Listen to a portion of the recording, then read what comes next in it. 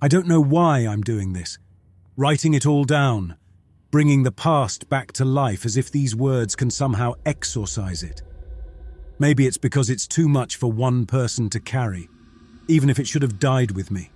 Maybe I'm just cracking up after years of silence. It doesn't matter anymore. What matters is what happened. My name is Dr. Robert Dempsey. Decades ago, I worked for a small, select group in a section of Area 51 that most people didn't know existed. My role wasn't glorious or heroic.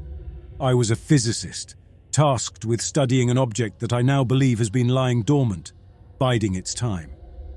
It started with headaches, an annoying pressure behind my eyes that bloomed into nausea and full-blown migraines within weeks. And then there were the nosebleeds. I don't get migraines, and I haven't had a nosebleed since I was a kid. Still, I chalked it up to age, figured maybe I was one step away from a stroke, or worse. Then, 2 nights ago, I woke up in a cold sweat, feeling something I hadn't in years, the low, pulsing hum.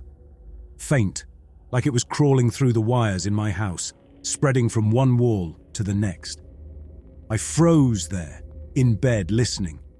It wasn't loud, but it was unmistakable. I could feel it, the way I felt it, back in that lab. Back then, we measured it, dissected it, categorized it, but we never understood it.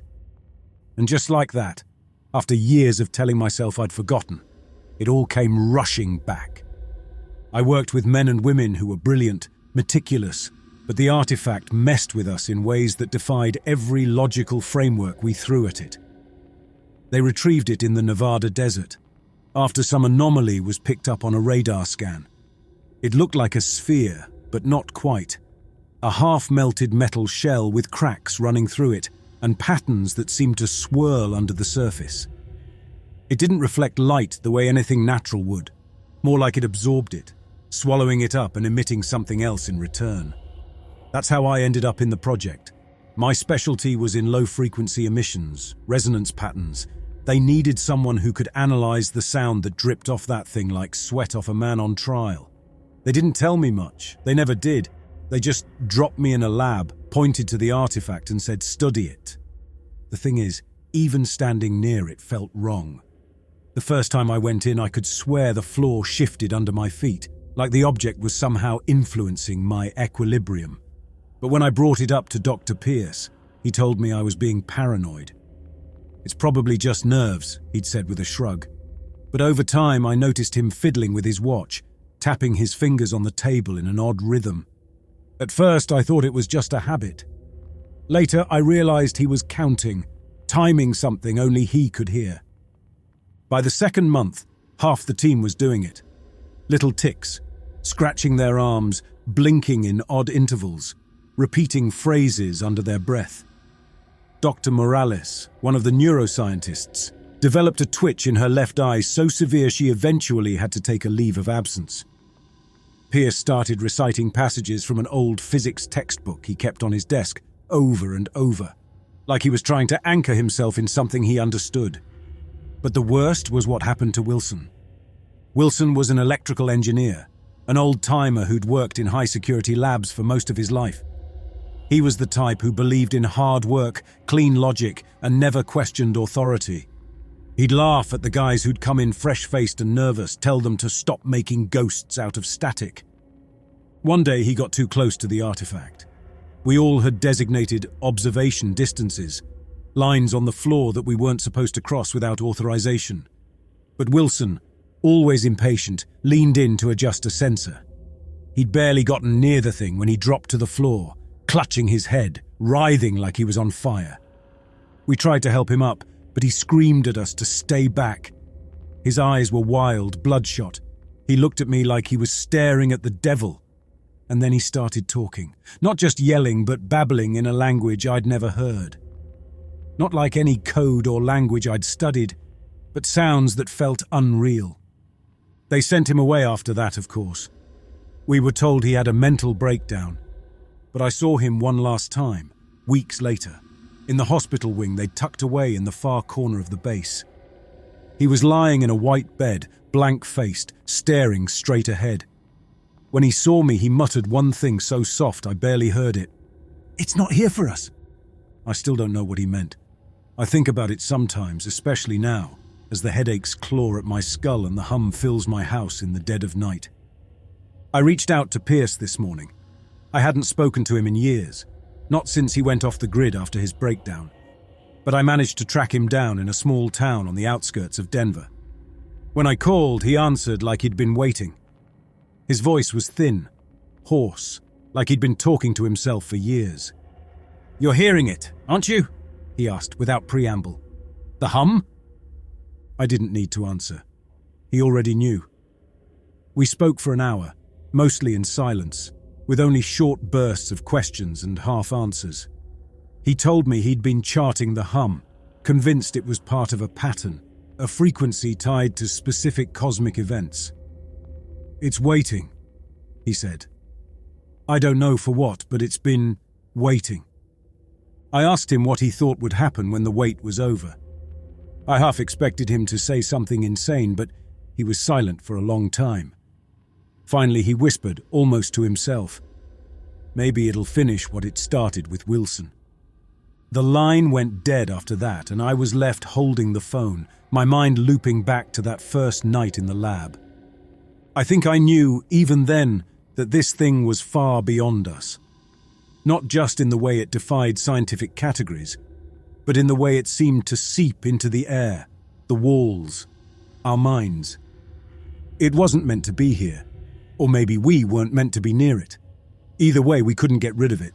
We could only try to contain it, a band-aid on something festering beneath the skin of reality. But now, that band-aid's coming loose, and I'm not sure we can patch it up this time. I thought that after the years I'd buried myself in quiet towns, meaningless hobbies and shallow conversations, I could finally move on. But that hum, that damn frequency, it never really left. Now it's crawling back, deeper and louder, working its way under my skin like a parasite. It isn't letting me rest, it's forcing me to look. I've been digging through old documents all morning, sifting through faded ink on water-stained paper, tapes so degraded they're barely intelligible. The government issued non-disclosure agreements that were so ironclad I was supposed to keep my mouth shut until the day I died. But I always kept records, my personal insurance against the unknown. I remember sneaking documents out of the lab late at night, knowing it was only a matter of time before someone noticed the missing files. But no one ever did. The files are worse than I remembered. Dr. Pierce's logs, my own research notes, memos exchanged between the higher-ups. It all points to one thing. That artifact wasn't just emitting low-frequency noise. It was projecting something. The symptoms we all experienced, paranoia, obsessive-compulsive behaviors, hallucinations, they were the result of prolonged exposure to the artifact's signal. I read through my old notes, words I wrote years ago in clinical language. I'd described altered neural responses, increased limbic activity, enhanced theta wave synchronization. It was also academic, like I was dissecting a lab rat. But the truth is, I was the one under the knife, just too blind to see it. It wasn't just Pierce, Morales, Wilson, and me. There were others, names I don't even recognize. Some of them only spent a few hours near the artifact, and they came away with permanent tics, compulsions, the urge to repeat certain patterns, words, or movements. The files detail how they'd put some of them through psychological testing, hoping to understand if there was a pattern, a method to the madness. But the data was inconclusive, or maybe it was too conclusive for anyone to admit. Then there was the last file, an internal memo titled Synchronization Events. It's dated just a few weeks before Wilson's breakdown. The memo describes how they observed changes in the artifact's emissions, a steady increase in the strength and range of the frequency. But that wasn't all. The frequency wasn't constant. It was shifting, aligning itself with something. They didn't know what, or at least they didn't write it down. Maybe they were afraid to. Reading it now, it feels like an echo of what Pierce said on the phone. The artifact wasn't emitting randomly. It was tuning itself, preparing for something, a synchronization event. And if the memo is to be believed, the alignment it needed might finally be here. I decide to go back to where it all started. Maybe there's something in the old government archives, something they missed, or maybe something they didn't care enough to lock away properly. With some cash and a forged ID, I make my way to the records office in Reno, hoping that the years have worn down their vigilance. The building is a crumbling monument to red tape, with peeling paint and the smell of stale coffee lingering in the air. I grease the palm of a retired records officer, a man with the 1,000-yard stare of someone who's seen too much and buried most of it. He doesn't ask questions, he just waves me through to the restricted archives, locking the door behind me. The rows of old files and microfilm cabinets stand tall and heavy. I start sifting, moving through personnel files, old project summaries, classified reports. After hours of flipping through redacted documents and cross-referencing whatever hasn't been blacked out, I come across a report from a psychologist assigned to the base's containment team. His notes are clipped and formal, describing episodes of irrational behavior among personnel who'd been near the artifact. One entry stops me cold. Subject exhibits signs of dissociative behavior, repetitive motor actions. Subject repeatedly vocalizes a set of phrases in an unknown language. Notes indicate possible contamination through sustained exposure. Recommend relocation. That was Wilson. They called him a subject, like he wasn't even human. Just a test case, an outlier. The entry makes me want to puke, but I keep reading. The psychologist concluded that the artifact's frequencies somehow induced resonant frequencies in the brain, a process they thought might even be contagious under prolonged exposure. According to the report, they relocated personnel as far away as possible once symptoms began to manifest. The note concludes with the recommendation for external isolation protocols if further contamination was detected. The words hit me like a sledgehammer. They knew. The entire time, they knew that this thing wasn't just a harmless piece of alien tech. It was something worse, a kind of psychological parasite that could spread, sinking its claws into anyone who got too close. And they'd been experimenting with it, studying its effects as if it was some kind of twisted laboratory experiment. The last document I find is an internal notice classified at the highest level. It's about a Project Nexus, a research initiative centered on human cognitive evolution. The notice speculates that exposure to certain frequencies might awaken dormant neural pathways in the human brain, promoting a kind of forced advancement. The report stops just short of suggesting that the artifact was engineered to do this very thing. They wanted it to happen. Maybe not to everyone, but to a few. The right few. They didn't care about the mental breakdowns, the compulsive behaviors, the hallucinations. All they cared about was the possibility that this thing could create something new, something that had never existed in human history. An advanced human being, one forced to adapt to the frequency rather than breaking under it. Project Nexus wasn't about containment or even understanding. It was about using the artifact, about finding a way to exploit it for whatever it could offer. And maybe they succeeded. The project was abruptly shut down after Wilson's incident, the artifact locked away in the depths of the base, forgotten, or so they thought. But now, it's back. That hum, the headaches, the nosebleeds, the faint pull I feel in my mind. Like there's something calling me back. It's all coming back, like a signal that's finally being broadcast after years of silence. The last entry in the report was written in the blunt language of government protocols. The artifact exhibits consistent synchronization with cosmic alignment events, possible linkage with cerebral electromagnetic fields observed, final containment procedures recommended before the next alignment cycle. Objective: minimize collateral impact, terminate exposure. There's no date, no signature, just a recommendation to keep the artifact contained until the next alignment cycle. By the time I leave the archives, the sun's already setting over Reno. I walk to my car, clutching my stack of notes and photocopies. The hum is back, stronger, a pulsing vibration in my head that I can't shake. The drive back to my quiet, empty house feels longer than usual, my mind tangled up in the implications of what I've uncovered. This isn't just about me or the handful of us who'd been exposed back then. The files, the Project Nexus documents, they all point to a larger design, a plan that goes beyond containment. They knew the artifact had the power to influence, maybe even mutate the mind. I don't sleep that night. The hum fills the silence, intensifying until it's all I can hear, drowning out every other thought. I can almost feel it burrowing into my mind, prying open parts of me I'd buried deep. Images of the artifact flash in my mind, its half-melted shape, the black sheen that absorbed the lab's harsh fluorescent lights, the feeling that it was aware of me, aware of all of us. I close my eyes, trying to block it out, but the visions come anyway. I see Pierce's face, whispering about alignments and cosmic cycles. I see Wilson, twitching and mumbling in that hospital bed. His eyes empty as he repeated those strange, guttural phrases that no one could understand.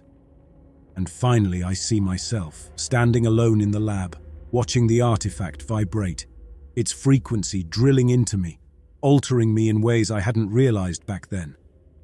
And now it's happening all over again. But this time, I'm not just an observer. I'm the subject. By morning, I know I have to talk to Pierce again. He'd been babbling on about alignment cycles, the artifact waiting for something, but I hadn't taken him seriously. But now, with everything I've uncovered, I can't afford not to. I call his number. He picks up on the first ring like he's been waiting. "Pierce, we need to talk, face to face." He doesn't respond at first, just the sound of his shallow breathing on the other end. Finally, he speaks. "They're watching me, Dempsey. You know that, don't you? Every step, every breath."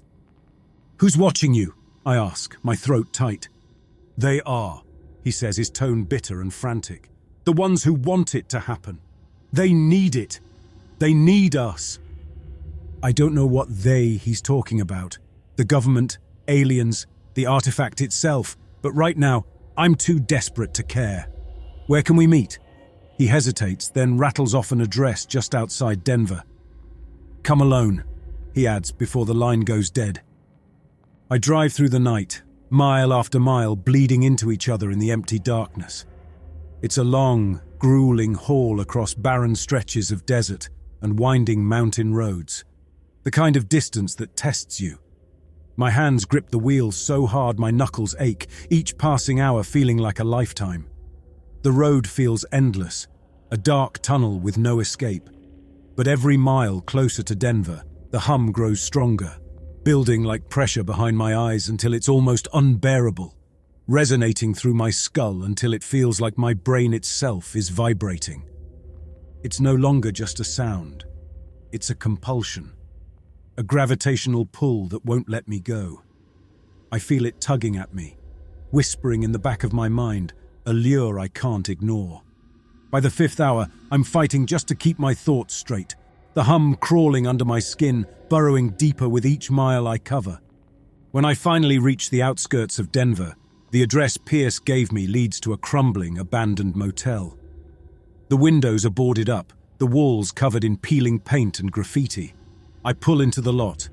Pierce is waiting in one of the rooms, his face barely visible through the cracked doorway. He looks worse than I remember. His hair is wild, unkempt, his clothes hanging loose on his thin frame. His eyes are darting back and forth like a caged animal.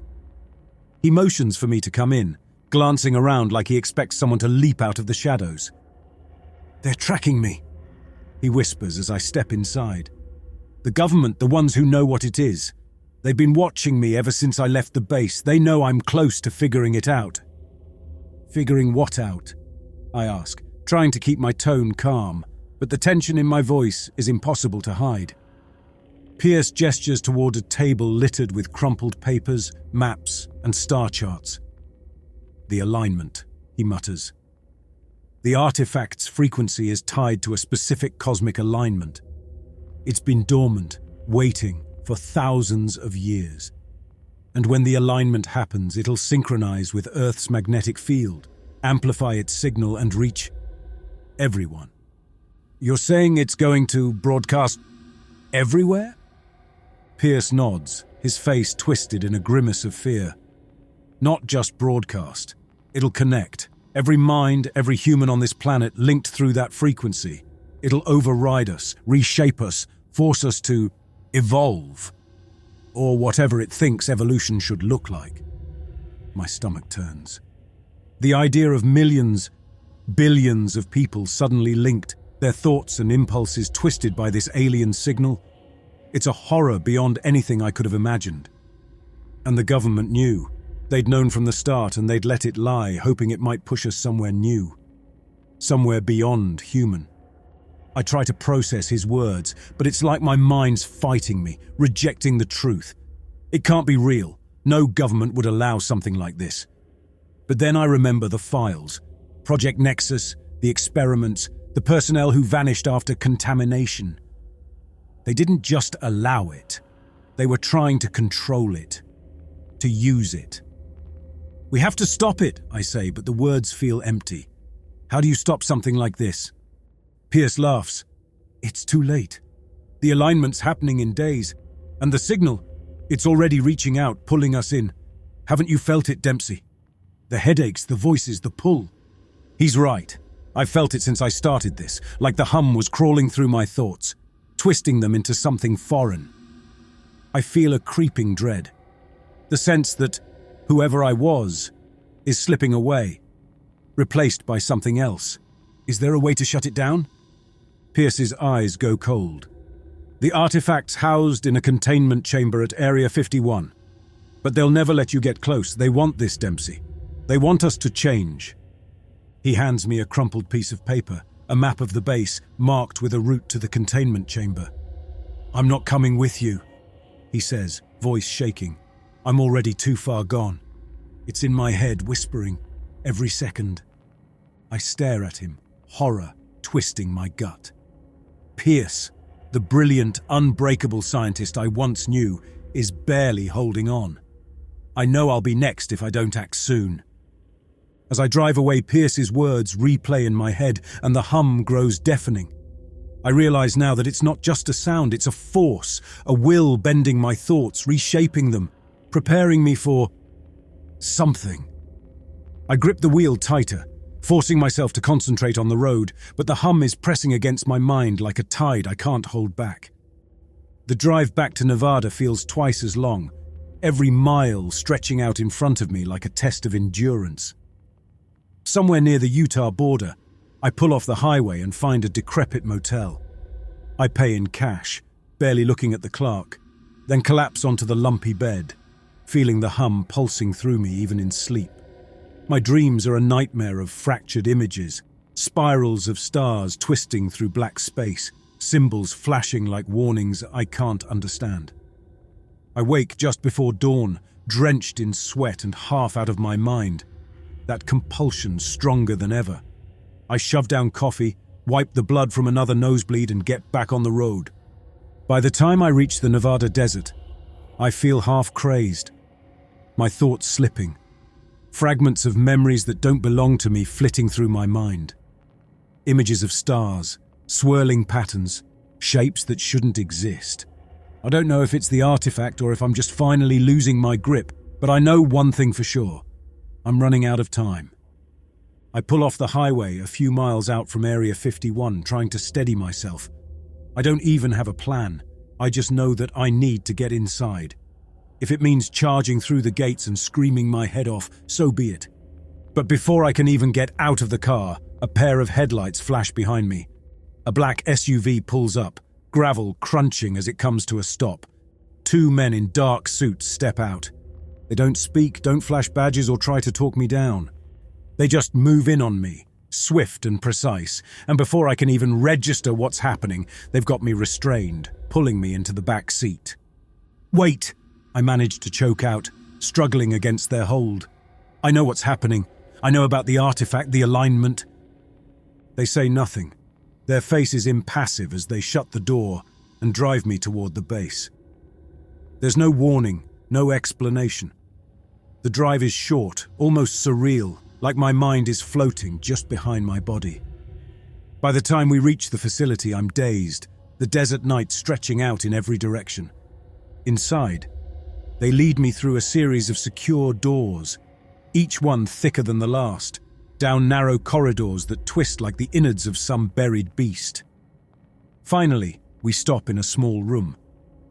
Another man is waiting for me, wearing a crisp suit and an air of authority that's impossible to ignore. He stands with his hands folded behind his back, watching me with a look of indifference. "Dr. Dempsey," he says, his voice smooth, measured. "I trust your journey was enlightening." "Who are you?" "Call me Director," he replies. "We don't have much time. The alignment is minutes away." I glance around the room, disoriented, every nerve ending in my body raw from the frequency vibrating through me. What are you talking about?" The Director studies me, tilting his head as if appraising a specimen. "You've been part of an experiment, Dr. Dempsey, one that's been running for decades. You and a select few others were exposed to the artifact, exposed to the hum, in order to see how your minds would react. To put it simply, we wanted to know if human consciousness could align with the artifact's signal. Most failed, of course. They couldn't take the strain, the adjustment. But you're different." My stomach turns as his words sink in. "What happened to them? Pierce, Morales, Wilson?" "Collateral," he says flatly. "Most of them fractured under the influence, their minds unable to process the signal. You, however, are unique. You survived. You adapted. And tonight, when the alignment reaches its peak, you will be fully connected. Not just to the artifact, but to every mind it touches." I shake my head, reeling. "Connected? To everyone?" The Director nods. "In a few moments, you'll have access to every mind on this planet. Thoughts, memories, intentions. It will be overwhelming at first. Chaos, painful. But in time, you'll learn to control it, to filter and focus. Whether you want it or not, you're a government asset now, Dr. Dempsey. The most powerful asset in the world." Panic claws at my chest. But it's drowned out by the hum, a constant wave crashing against my mind. You did this on purpose. You used us as test subjects." The Director doesn't blink. "We needed a weapon, the ultimate weapon, one that no nation, no army could ever match, and you, Dr. Dempsey, are that weapon." I stagger back, my mind fraying at the edges. The hum is unbearable now, a storm ripping through my skull. I open my mouth to scream, but the sound dies as my vision goes dark, swallowed by a flood of noise, images, sensations, all crashing into me at once. I feel my consciousness rip open, stretched and split 1,000 times over, as the thoughts of billions surge through me like a tidal wave. Voices, images, fragments of memories and emotions all flooding my mind in a chaotic torrent. I feel the agony of a man dying in a hospital bed. The terror of a child lost in a crowd, the anger of a woman betrayed, the quiet sadness of an old man remembering his first love. It's too much to contain, too much to understand. I feel my mind breaking, splintering under the weight of it all. But then, slowly, agonizingly, I start to gain control. It doesn't happen over hours or even days. It takes months. Months of sleepless nights, of fighting to keep my own thoughts from drowning in the surge of voices, lives, identities pressing in on me. Each time I try to separate one mind from the torrent, I'm dragged back under, overwhelmed by 1,000 others. It's like sifting sand with my fingers, every grain slipping away the moment I think I have a grip. I keep at it though, because the alternative is madness. I learn to focus, to pull a single mind from the sea of thoughts. It's clumsy, like wrestling a writhing animal. I find a woman in Paris, her thoughts quiet and resigned as she waits for the subway, her mind lost in regrets over a life that didn't go as planned. I feel her longing, her small, aching sorrow, the way she replays choices over and over, wondering what she could have done differently. Her thoughts are clear, unfiltered, as if she's speaking directly to me. But before I can fully connect, another surge floods in. A farmer in Brazil, working through the pain in his back, each muscle screaming from a lifetime of hard labor. Then a young man in Mumbai, pacing his room, desperate and torn as he contemplates a confession he fears will ruin him. Their emotions flood through me, raw and unfiltered, and I'm slammed back into the torrent, fighting to hold on to my own sanity. It's weeks before I can connect without feeling sick. Months before I can linger in someone's mind for more than a fleeting moment. But eventually I get there. I learn to isolate them, one at a time. Like tuning the dial on an old radio, sifting through static until I find a clear frequency. The first time I hold steady control, I reach into the mind of a young girl in Johannesburg. She's running late for school, panicking over a test she hasn't studied for. Her thoughts are fast, jittery, darting from one worry to the next. And as I listen, I feel her pulse quicken. Her hands tremble. I linger, feeling her fears as if they're my own. Every insecurity, every small hope and dread coming through like a voice whispering in my ear.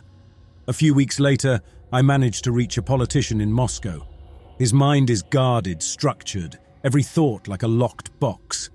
I probe cautiously, feeling his calculations, his anxieties as he prepares for a tense meeting, weighing his words and intentions carefully. He's calm, collected, but there's an undercurrent of desperation, a need to maintain control at any cost. The awareness of his secrets, his masked ambitions, is intoxicating, and I realize that I can sink deeper if I choose. I pull back, shaken by how close I came to losing myself in his mind. And then there's the night I reach into the mind of a soldier in Syria. His thoughts are a tumult of survival instincts and memories of home, images of family flashing before him as he steadies his rifle. The fear, the dread of the unknown, the split-second decisions, it all surges into me like a jolt of electricity, raw and violent. I feel his heartbeat, his pulse, and for an instant, I can't tell if it's his life or mine. When I pull away, I'm gasping, trembling, and I realize just how deep I can go, how complete the connection can become. These moments come and go, each one revealing another layer of power, another way to dig into the lives of anyone, anywhere, like a shadow slipping through their minds unnoticed. And slowly, the chaos becomes manageable. The pain subsides and I begin to sense an unsettling calm within me, a mastery over something no one else on this planet could ever know. The Nevada desert stretches out before me, silent and endless under the blazing sun. I stand at the edge of a high-security installation, watching as government personnel move about, carrying files, directing tasks. They don't look at me. They know who I am, or at least what I am. Since the alignment, my role has been clear. I'm an observer, a monitor, a tool wielded by those in power. I can dive into any mind on the planet at will, access information, probe for intentions. I'm a spy without borders, a weapon without ammunition, targeting anyone they tell me to, learning every secret they want uncovered. I'm their property, and there's no going back. But as I stand here, I let my mind drift, reaching out into the vast web of consciousness. I pass over countless minds, each one an open book, people carrying on their lives, unaware of the silent watcher slipping through their thoughts. I skim them lightly, just enough to feel their presence, to remind myself that they're real. And sometimes, in the dead of night, I reach into the minds of those who were part of this experiment, those who couldn't survive it. Pierce, Morales, Wilson, they're all still here, fragments of their tortured minds echoing in the hum, burned into the network like ghostly fingerprints. I close my eyes, and I know the hum will always be there, a steady pulse in the back of my mind, binding me to everyone, everywhere. It's a power unlike anything the world has ever known, and I wield it under someone else's control. But every now and then, in the quiet moments, I imagine what would happen if I let go, if I tore down the walls, released every thought, every secret, to every mind on Earth. I know I could do it, and maybe one day I will. But for now, I play my part.